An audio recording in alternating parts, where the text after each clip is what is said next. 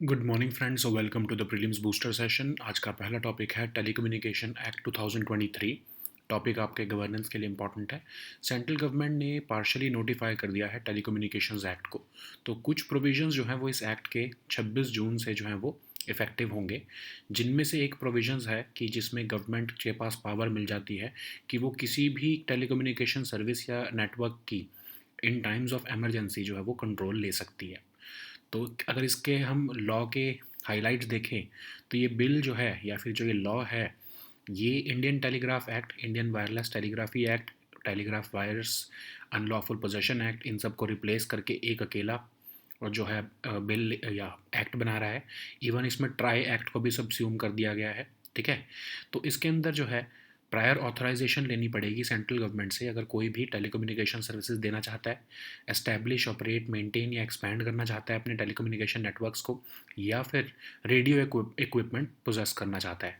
Existing licence जो है वो कंटिन्यू रहेंगे, या फिर जहाँ पर पीरियड स्पेसिफाई नहीं है तो वहाँ पर 5 साल बाद वो ऑटोमेटिकली एक्सपायर हो जाएंगे।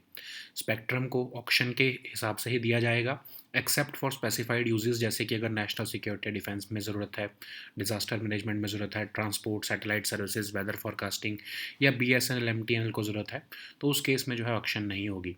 सेंट्रल गवर्नमेंट जो है वो किसी भी फ्रीक्वेंसी रेंज को रीपर्पज़ या रीअसाइन भी कर सकती है।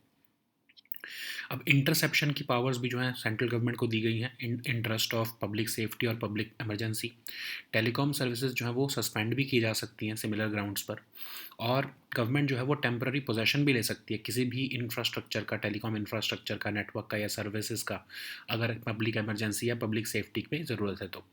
एक ऑफिसर को ऑथोराइज़ किया जाएगा गवर्नमेंट द्वारा, जो कि प्रेमिसेस या व्हीकल्स सर्च कर सकता है अगर कोई अनऑथोराइज टेलीकॉम नेटवर्क या इक्विपमेंट लेकर जा रहा है तो। ठीक है। सेंट्रल गवर्नमेंट स्टैंडर्ड्स और असेसमेंट्स भी करेगी टेलीकॉम इक्विपमेंट की, इंफ्रास्ट्रक्चर की, नेटवर्क्स की और सर्विसेज की। और फैसिलिटी प्रोवाइडर्स जो हैं वो राइट ऑफ वे ले सकते हैं किसी भी पब्लिक या प्राइवेट प्रॉपर्टी पे अगर उनको टेलीकॉम इंफ्रास्ट्रक्चर लगाना है। ठीक है। लेकिन ये नॉन डिस्क्रिमिनेटरी और नॉन एक्सक्लूसिव बेसिस पर ही जो है वो दिया जाएगा। ठीक है। मतलब ऐसा नहीं कि किसी एक पर्टिकुलर कंपनी को जो है वो ज़्यादा इसमें बेनिफिट मिले।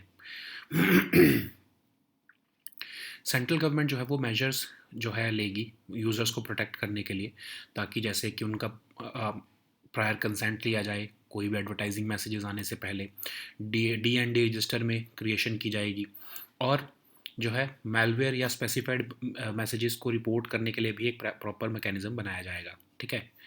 तो अगर हम देखें तो बिल जो है वो ट्राई एक्ट को भी अमेंड कर देता है ताकि कैसे इंडिविजुअल्स ट्राई में जो है अपॉइंट किए जाएं। फिर जो यूनिवर्सल सर्विस ऑब्लिगेशन फ़ंड है जो कि टेलीकॉम सर्विसेज देने के लिए अंडर सर्व्ड एरियाज़ में बनाया गया था, उसका नाम चेंज करके डिजिटल भारत निधि कर दिया गया है।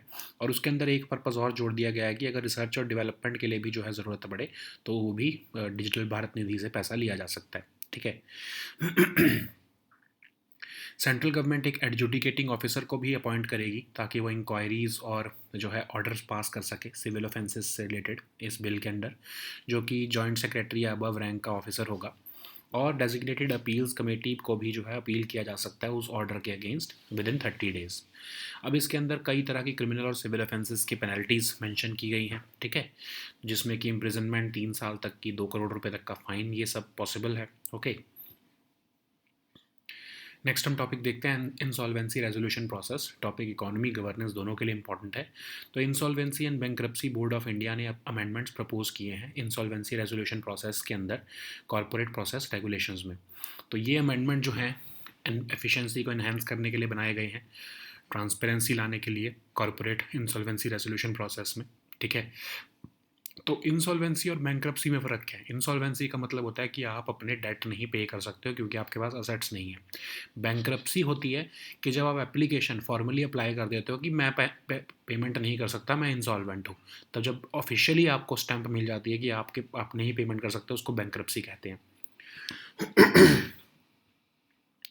तो जो IBC है 2016 का लॉ, वो बैंक्रप्सी लॉ है इंडिया का, और जो कि कंसोलिडेट करना चाहता है एग्जिस्टिंग फ्रेमवर्क को, एक सिंगल लॉ बनाना चाहता है इंसॉल्वेंसी और बैंक्रप्सी के लिए।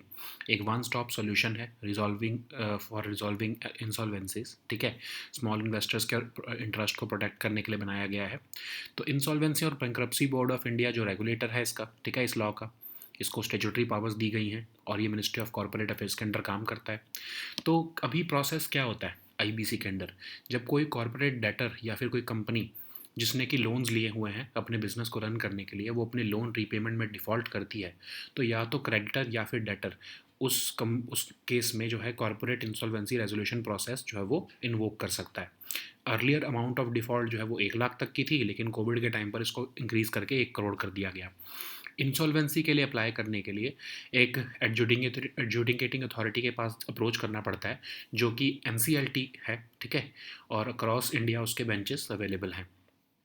तो अब रीसेंट प्रपोजल क्या है, आईबीबीआई ने प्रपोज किया है कि जो रजिस्टर्ड वैल्यू है वो रजिस्टर्ड वैल्यू को वैल्यूअर जो है वो एक कॉम्प्रिहेंसिव वैल्यूएशन करे रिपोर्ट की, और कॉरपोरेट डेटर जो है के बिहाफ पर वो पूरी वैल्यूएशन कंपनी की करके बताए। कंपनीज जिनका asset size up to 1000 crore है या फिर जो एमएसएमईज हैं, उनके लिए एक ही रजिस्टर्ड वैल्यूअर की जो है वो ज़रूरत थी, लेकिन ऑफ कोर्स कहा है कि अगर कोई कॉम्प्लेक्सिटीज़ इन्वॉल्व है तो 2 वैल्यूअर्स हो सकते हैं। डिले को प्रिवेंट करने के लिए आईबीबीआई ने कहा है कि इंटरिम रेजोल्यूशन प्रोफेशनल्स को भी अपॉइंट किया जा सकता है, ताकि जल्दी से जल्दी इंसॉल्वेंसी प्रोसेस किया जा सके। और इस प्रपोजल में कहा गया है कि एप्लीकेंट जो है के जो है जो प्रपोजल सबमिट करने के बाद ऐसा नहीं है कि राइट्स ऑफ क्रेडिटर्स जो हैं वो एक्सटिंग्विश हो जाएंगे अगेंस्ट गारंटर्स, और जो है कोई भी इनकन्सिस्टेंसी है जो सी आई आर पी क्या है, कॉरपोरेट इंसॉल्वेंसी रेजोल्यूशन प्रोसेस, उसकी रेगुलेशंस में या कंपनीज़ के जो रूल्स में अगर कोई भी जो है इनकन्सिस्टेंसी है उसको रिमूव करने के लिए ही जो है ये प्रपोजल रखा गया है, ठीक है। इससे सी की कॉस्ट भी कम हो जाएगी और जो प्रोसेस है स्मॉल एंटिटीज़ का वो थोड़ी और तेज़ हो जाएगा। नेक्स्ट हम टॉपिक देखते हैं, burned memory of EVM. Topic governance के लिए इंपॉर्टेंट है। तो पहली बार 11 कैंडिडेट्स 2024 लोकसभा और स्टेट असेंबली इलेक्शंस के उन्होंने रिक्वेस्ट किया है वेरिफिकेशन के लिए ईवीएम और वीवीपैट यूनिट्स की बर्न्ड मेमोरी का। तो ये ऑप्शन जो है सुप्रीम कोर्ट ने अप्रैल में अवेलेबल करवाया था, लेकिन कैंडिडेट्स को इस वेरिफिकेशन कॉस्ट की खुद जो है पेमेंट करनी पड़ेगी, ठीक है। तो बर्न्ट मेमोरी क्या होती है, जो नॉन वोलेटाइल मेमोरी होती है इन डिवाइसेस में, जहाँ पर डेटा स्टोर होता है परमानेंटली, चाहे वो डिवाइस ऑफ भी कर दिया जाए तो भी वो डेटा स्टोर रहता है, इसमें क्रिटिकल इन्फॉर्मेशन रहती है, ठीक है। इस प्रोसेस के थ्रू जो है इंटेग्रिटी और एक्यूरेसी जो है इलेक्शन रिजल्ट्स की रिकॉर्ड की जाती है ईवीएम और वीवीपैट में। तो अप्रैल 2024 के ऑर्डर में सुप्रीम कोर्ट ने कहा कि 100% वेरिफिकेशन ऑफ वीवीपैट स्लिप्स तो पॉसिबल नहीं है, जिससे क्योंकि उसकी वजह से जो रिज़ल्ट है बहुत डिले हो जाएगा। तो लेकिन अगर किसी को लग रहा है कि कुछ डाउट हैं, तो वो इलेक्शन कमीशन ऑफ इंडिया को जो है अप्रोच करके वेरिफिकेशन ऑफ ईवीएम और वीवीपैट बर्न्ट मेमोरीज करवा सकता है, ठीक है। और जो सेकंड या थर्ड नंबर पर कैंडिडेट्स आए हैं ये वेरिफिकेशन करवा सकते हैं, लेकिन सिर्फ 5% ऑफ मशीन्स जो कि वो खुद सिलेक्ट करेंगे सिर्फ उन्हीं की होंगी, ठीक है। कॉस्ट जो है वो खुद पे करनी पड़ेगी वेरिफिकेशन की कैंडिडेट को। अगर कोई जो है टैंपरिंग होती है तो उस केस में वेरिफिकेशन कॉस्ट जो है वो नहीं पे करनी पड़ेगी उन्हें। अभी तक ईसीआई ने कोई इसके स्टैंडर्ड ऑपरेटिंग प्रोसीजर्स नहीं बनाए हैं, लेकिन ये देखा जा रहा है कि डिस्ट्रिक्ट इलेक्शन ऑफिसर को जो है अप्रोच करना पड़ेगा प्रोसेस के लिए। कैंडिडेट्स जो हैं वो खुद यूनिट्स जो हैं ईवीएम के कौन से या वीवीपैट कौन से वो वेरीफाई करवाना चाहते हैं उसको वो सिलेक्ट कर सकते हैं, लेकिन 5% टोटल सिर्फ वेरीफाई होंगे। कैंडिडेट्स को राइटिंग में रिक्वेस्ट देनी है अपने डीईओज को, और चीफ इलेक्टोरल ऑफिसर फिर जो है ईवीएम के जो मैन्युफैक्चरर्स है उनको अप्रोच करेगा with in 30 days of result declaration कि हमको ये जो है वेरिफिकेशन करवानी है। तो चेकिंग जो है वो 45 डे के बाद स्टार्ट होगी, रिजल्ट्स के डिक्लेयर होने के 45 डे के बाद। चेकिंग जो है वो डेजिग्नेटेड हॉल्स में होंगी जहाँ पर मैन्युफैक्चरर्स की फैसिलिटीज़ हैं, और वहाँ पर स्ट्रॉन्ग रूम्स और CCTV cameras, armed police deploy की जाएगी, ठीक है। नेक्स्ट हम टॉपिक देखते हैं, container port performance index 2023। Topic economy के लिए इंपॉर्टेंट है। तो लगभग 9 पोर्ट्स ऑफ इंडिया जो है वो ग्लोबल टॉप 100 रैंकिंग्स में इस बार आए हैं latest edition of container port performance index में। तो कंटेनर पोर्ट परफॉर्मेंस इंडेक्स एक हाईली रिगार्डेड बेंचमार्क है जो कि असेस करता है performance of ports on parameters like productivity, efficiency और रिलायबिलिटी। ये वर्ल्ड बैंक और एसएनपी के ग्लोबल मार्केट इंटेलिजेंस द्वारा रिलीज़ किया जाता है, और ये एक रेफरेंस पॉइंट है की स्टेक होल्डर्स के लिए। तो जो चाइना का यांगशान पोर्ट है वो, और सलाला पोर्ट ऑफ ओमान, ये टॉप 2 पोर्ट्स हैं इस रैंकिंग में। विशाखापट्टनम पोर्ट जो इंडिया का है वो टॉप 20 में आया है इस बार। मुंद्रा पोर्ट भी जो है वो 27th रैंक पर आया है। 7 मोर इंडियन पोर्ट्स वो टॉप 100 में आए हैं, ठीक है, यहाँ पर नाम मेंशन किए गए हैं। नेक्स्ट हम टॉपिक देखते हैं national forensic infrastructure enhancement scheme. Topic governance के लिए इंपॉर्टेंट है। तो यूनियन कैबिनेट ने इस स्कीम को रिसेंटली अप्रूवल दिया है। ये एक सेंट्रल सेक्टर स्कीम है ताकि फोरेंसिक इंफ्रास्ट्रक्चर कंट्री में एनहेंस किया जा सके। अब इसके अंदर क्या होगा कि कैंपसेस बनाए जाएंगे नेशनल फोरेंसिक साइंस यूनिवर्सिटी के कंट्री में। एस्टैब्लिश किया जाएगा सेंट्रल फोरेंसिक साइंस लेबॉर्ट्रीज़ को कंट्री में। फाइनेंशियल आउटले जो है वो होम मिनिस्ट्री ही देखेगी अपने ही बजट से। और आपको पता है न्यू क्रिमिनल लॉज के अंडर जिस कहा गया है कि जितने भी केसेस हैं जिनमें पनिशमेंट 7 ईयर या 7 ईयर्स या 7 ईयर्स से ज़्यादा की है, तो उसमें जो है फोरेंसिक इन्वेस्टिगेशन मैंडेटरी रहेगी। तो उसकी वजह से क्या है कि फोरेंसिक साइंस लेबॉर्ट्रीज़ के ऊपर जो है वो वर्कलोड बढ़ जाएगा। और हमारी कंट्री में already trend forensic man power की कमी है, तो इसलिए गवर्नमेंट ऑफ इंडिया ने कहा है कि हमें इसको एनहेंस करना पड़ेगा फोरेंसिक मैन पावर को।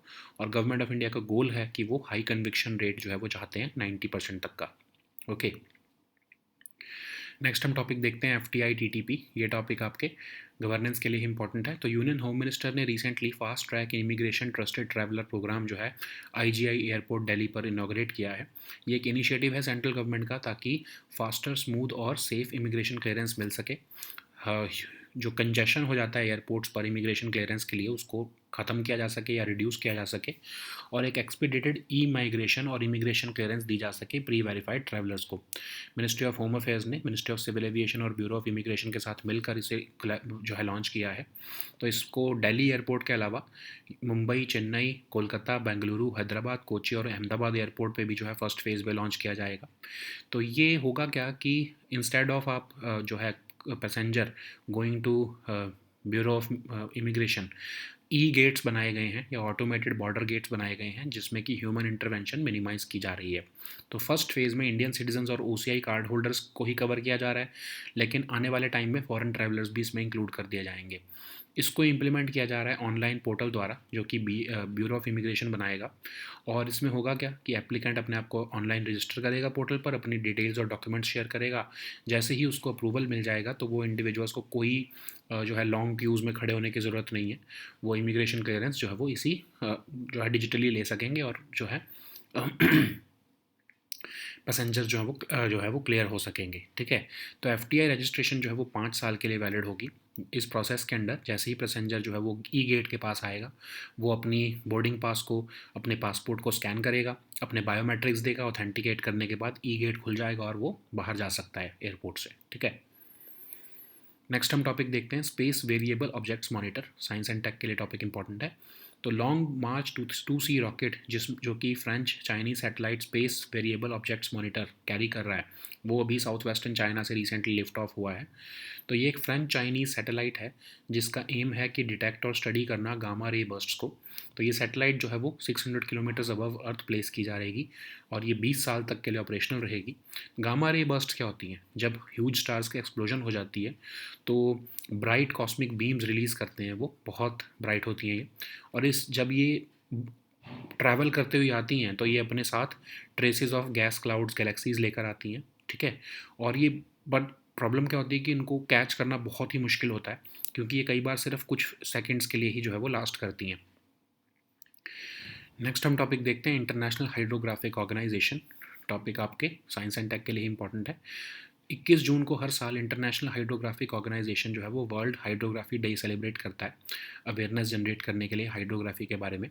तो ये इंटरनेशनल हाइड्रोग्राफिक ऑर्गेनाइजेशन एक इंटर गवर्नमेंटल ऑर्गेनाइजेशन है जो कि वर्ल्ड के सी, ओशन, नेविगेबल वाटर्स को सर्वे और चार्ट करने के लिए जो है वो काम करता है।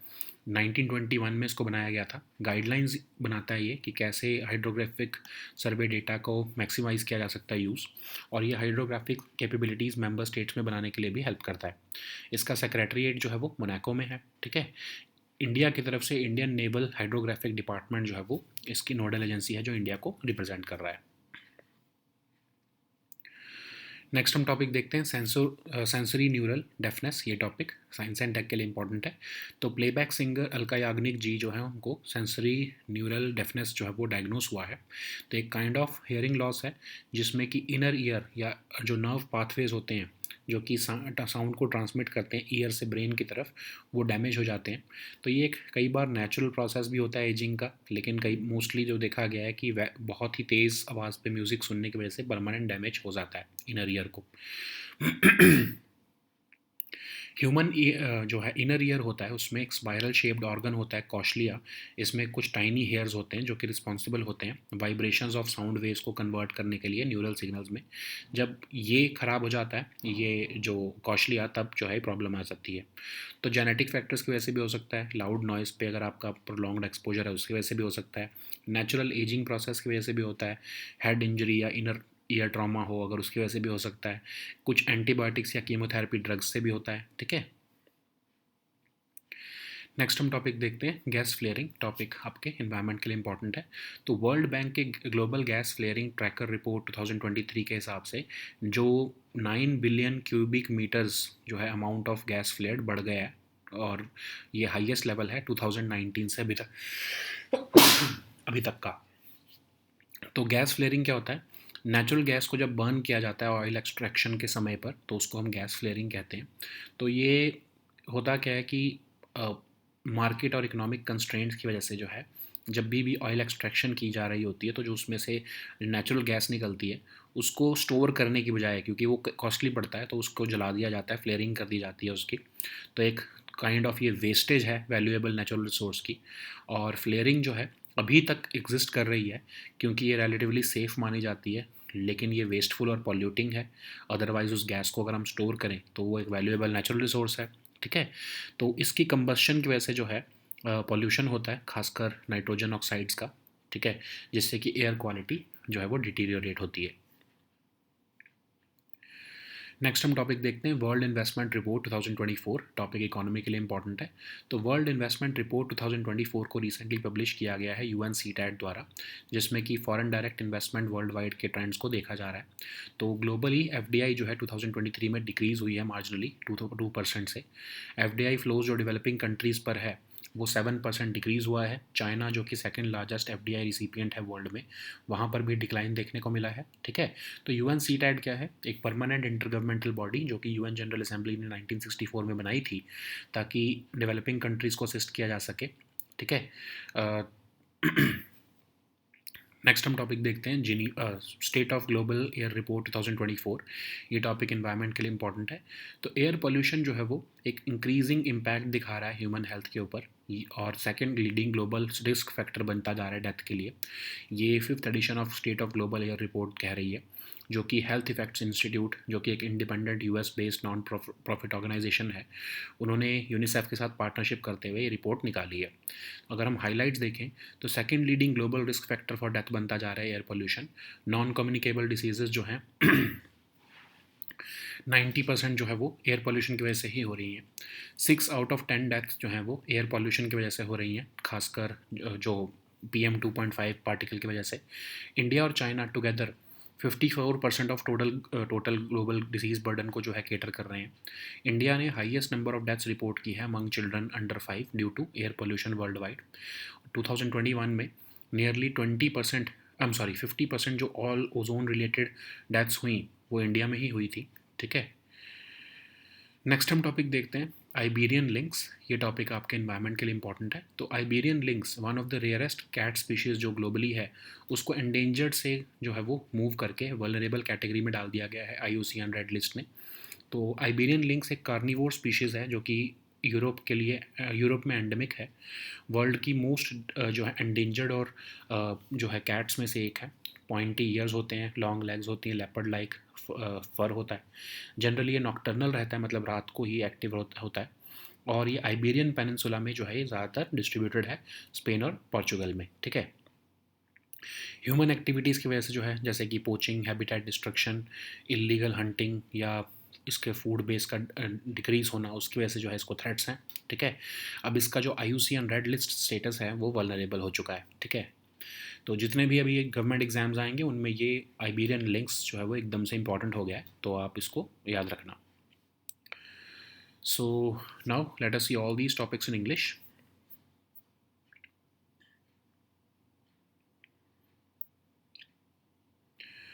So the first topic is Telecommunication Act 2023. This topic is important for your governance section. So central government has partially notified the Telecommunication Act, making provisions including section 1, 2, 10 and 30 effective from 26 June. Among other powers, this act will allow the government to take control of any telecommunication services or networks in times of emergency.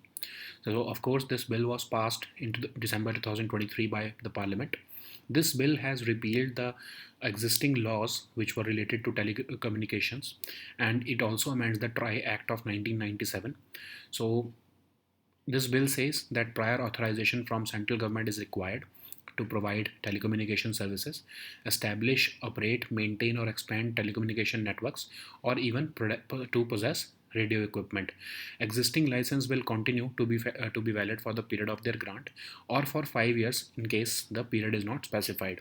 Spectrum will be assigned by auction except of in certain uses, like in the purpose of national security and defense, disaster management, weather forecasting, transport, satellite services, BSNL or MTNL or public broadcasting services. Central government can also repurpose or reassign any frequency range. So the powers of interception have been also given to the central government in the interest of public safety or public emergency.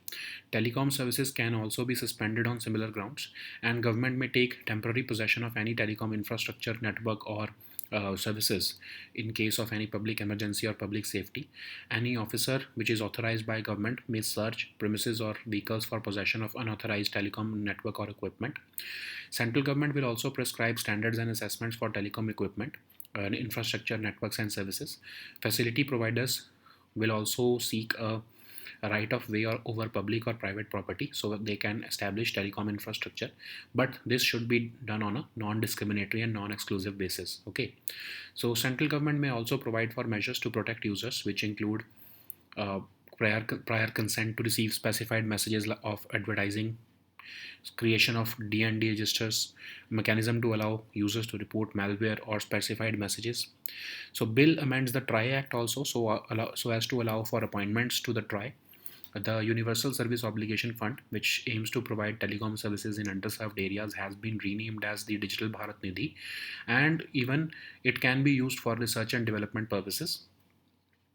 So central government will also appoint an adjudicating officer to conduct inquiries and pass orders against civil offences under this bill, and this officer must be the rank of joint secretary and above.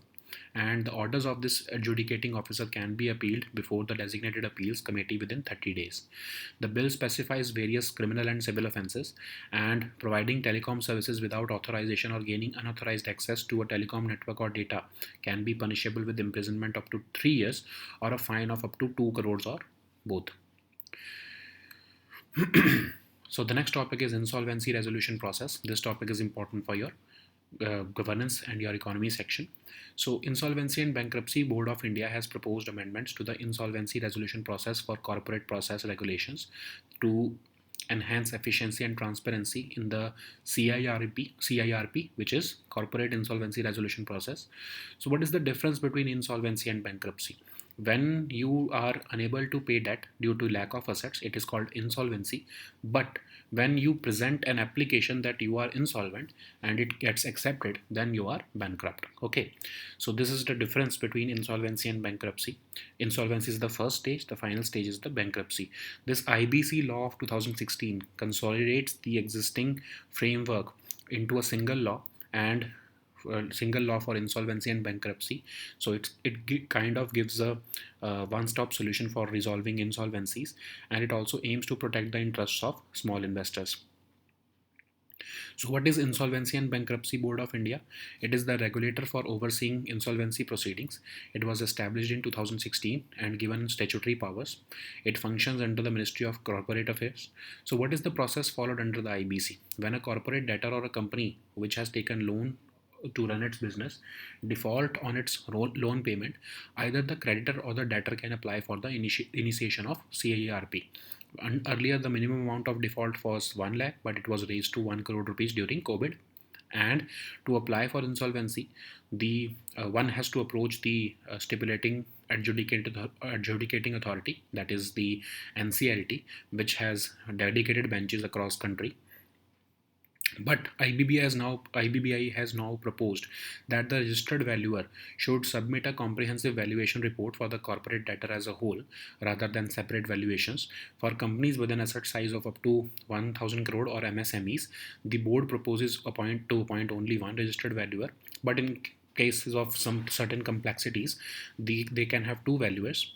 And to prevent delays in the appointment of authoritative representatives from creditors, IBBI has also proposed to allow the interim resolution professionals, but this will not extinguish the right of creditors to proceed against the guarantors and enforce realization of guarantees. Okay, the proposal merely seeks to eliminate the inconsistencies between CIRP regulations and companies' rules. Okay, and the aim is to, of course, reduce CIRP costs and expedite the process for small entities. So the next topic is burnt memory of EVM. This topic is important for your governance section.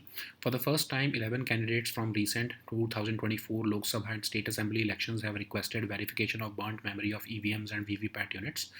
So this option was made available by the Supreme Court in April, and the candidates will have to cover the verification costs themselves. So what is the burnt memory of EVMs and VVPAT units? So it is the non-volatile memory in these devices where data is stored permanently.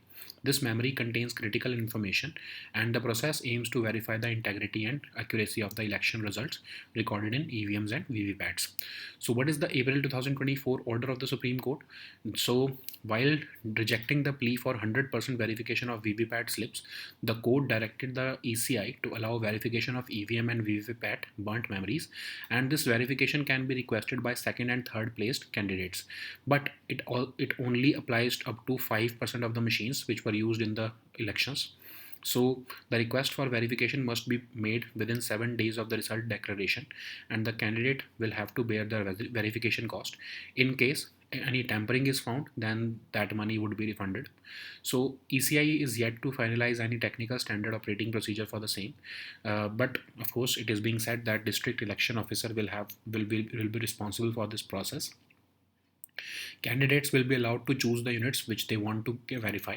Candidates will have to request the respective DEOs in writing, and Chief Electoral Officer will then notify the EVM manufacturers within 30 days of the result declaration. Checking will start at the end of the 45-day period. It is being kept so that any election petitions can be filed within that period. Okay. Checking will be done at designated halls within the manufacturer's facilities, and facilities will have strong rooms and CCTV cameras, and it will be armed with police force.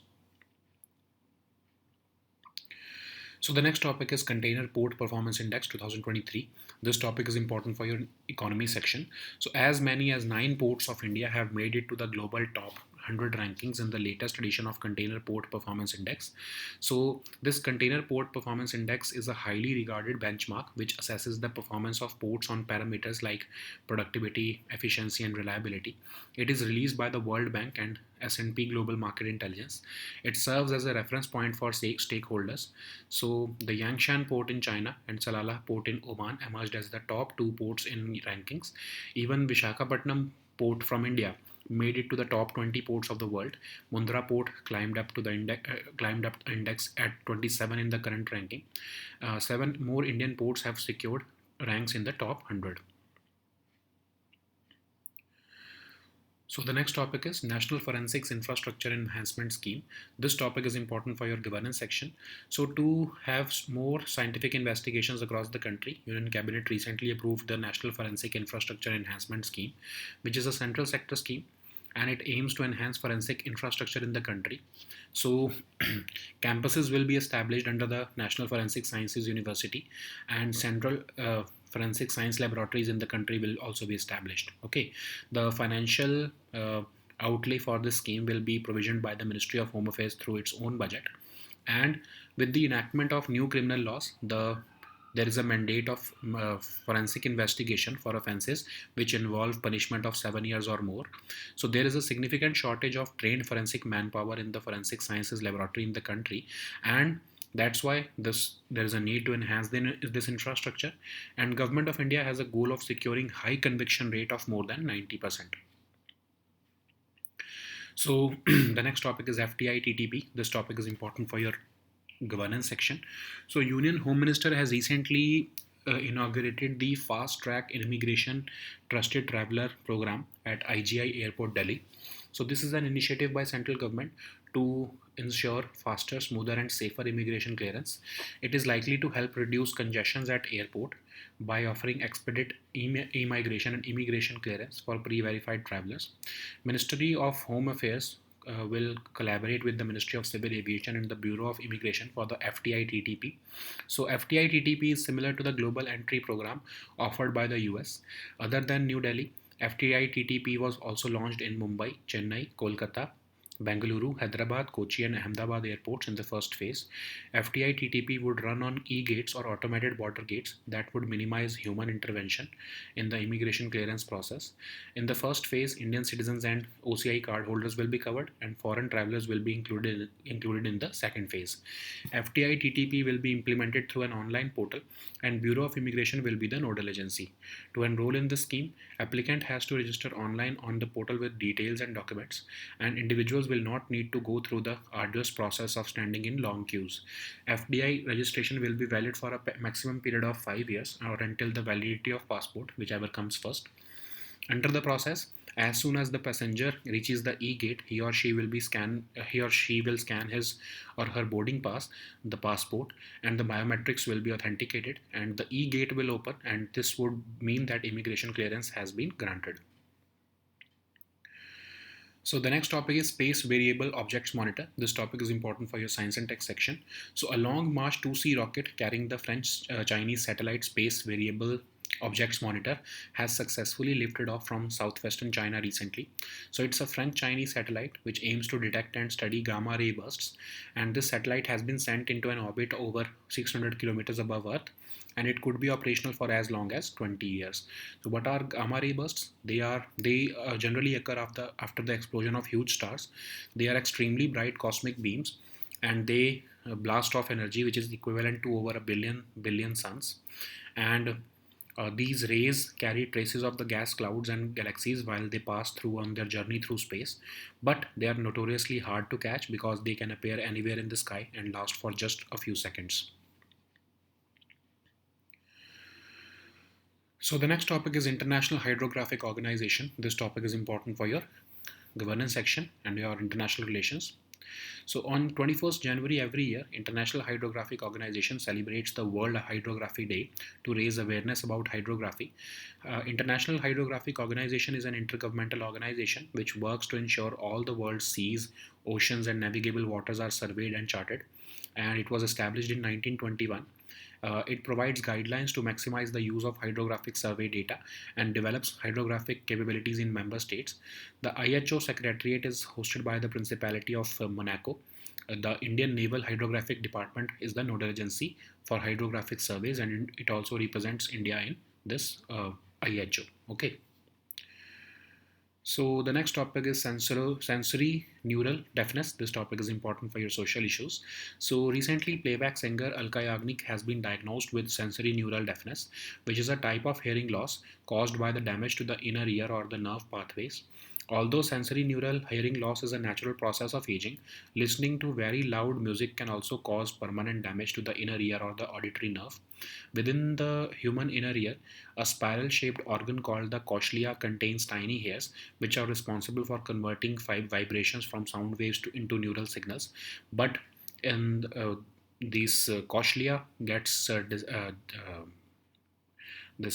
damaged in sensory neural deafness. So it can be caused by genetic factors, loud exposure to noise, natural aging process, and it can also happen because of any head injury, ear trauma, certain medications like antibiotics and chemotherapy drugs. Okay. So the next topic is gas flaring. This topic is important for your environment section. As per World Bank's Global Gas Flaring Tracker report of 2023, almost 9 billion cubic meters of gas has been flared, or 9 billion cubic meter gas has been increased uh, in the last year as compared to the previous year, and which is the highest level since 2019. So gas flaring is the burning of natural gas when it is associated with oil extraction. It takes place due to a range of issues because of certain market and economic constraints. So this flaring and venting, they are waste of a valuable natural resource which can otherwise be used for productive purposes. So why is gas flared? Because it is relatively safe. Of course, it is wasteful and polluting, and the method of disposing of this gas can also be made better. But generally, the oil extractors burn this gas, which comes from oil production, and this causes air pollution, especially the nitrogen oxide pollution, and which impacts air quality. So the next topic is World Investment Report 2024. This topic is important for your economy section. So recently, World Investment Report was published by UNCTAD, which focuses on trends in foreign direct investment worldwide. So global FDI in 2023 decreased marginally by 2%. FDI flows to developing countries fell by 7%. China, which is the second largest FDI recipient in the world, saw a rare decline in inflows also. So, what is UNCTAD? It is a permanent intergovernmental body established by UN General Assembly in 1964. The objective is to assist developing countries with to integrate beneficially into the global economy. Okay, its headquarters is located in Geneva. So the next topic is State of Global Air Report 2024. So this topic is important for your environment section. So air pollution is having an increased impact on human health, becoming the second leading global risk factor for death, according to the fifth edition of State of Global Air Report. So this report is released by Health Effects Institute, which is an independent US-based not-for-profit research organization in partnership with UNICEF. Air pollution has become the second leading global risk factor for death among the non-communicable diseases. Air pollution is the uh, cause of 90% of disease burden. Okay, 6 out of 10 deaths among the air pollution are caused by the tiny PM 2.5 particle. India and China together account for 54% of the total global disease burden. India recorded the highest number of deaths among children under the age of 5 due to air pollution worldwide in 2021. In 2021, nearly 50% of all ozone related chronic obstructive pulmonary disease deaths were in India. Okay. So the next topic is Iberian lynx. This topic is important for your environment section. So Iberian lynx is one of the rarest cat species globally, and it has moved from being endangered to vulnerable in the IUCN Red List. Iberian lynx is one of the two carnivore species endemic to Europe, and it is the world's most endangered and known for its pointy ears, long legs, and leopard-like spotted fur. This lynx is generally nocturnal, and its activity pattern are closely synchronized with those of with their major prey, that are rabbit. And it was once distributed throughout the Iberian Peninsula, but now this species is sparsely distributed in Spain and Portugal. The threats involve uh, activities which are related to humans, like poaching and habitat destruction, illegal hunting, and decrease of the food base also. Now its IUCN Red List status is vulnerable. You have to remember this Iberian lynx because the status has been changed recently, and in the upcoming government exams, not necessarily UPSC, this question can be asked on this topic. Okay. So these were our topics for today. We'll meet next time with new topics. Until then, goodbye and take care.